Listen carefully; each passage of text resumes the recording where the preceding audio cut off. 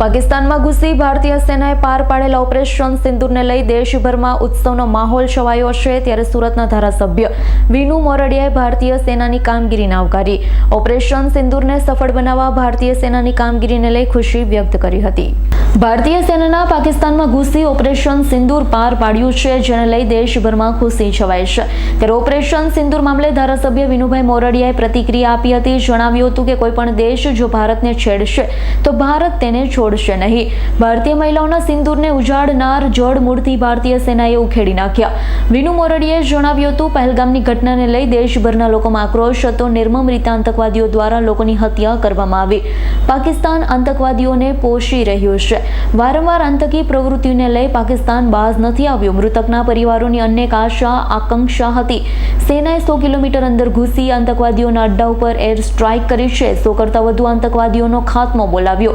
ભારતની પ્રજાને સૈનિક ઉપર ભરોસો છે. આ એક નવું ભારત છે.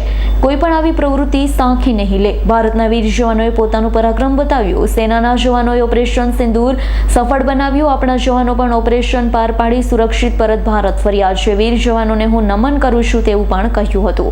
સ્વાભાવિક છે કે પહેલગામની અંદર નિર્દોષ નાગરિકોની આતંકવાદીઓ દ્વારા જે નિર્મમ રીતે હત્યા કરવામાં આવી હતી, એનો આ વીર જવાનોએ એર સ્ટ્રાઇક કરીને 100 કિલોમીટર કરતાં અંદર પાકિસ્તાનમાં ઘૂસીને 100 કરતાં વધારે આતંકવાદીઓનો ખાત્મો બોલાવીને વીર જવાનોએ પરાક્રમ કરીને એમને સેલ્યુટ છે. અને સિંદૂર ઓપરેશન જે કરવામાં આવ્યું છે એ જે પરિવારોએ પોતાના સ્વજનો ગુમાવ્યા છે એમને આ સાંત્વના આપનારું આ પગલું હશે.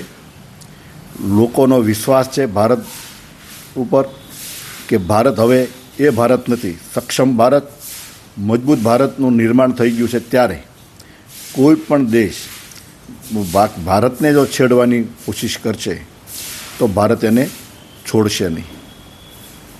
Bureau report S9 news Surat.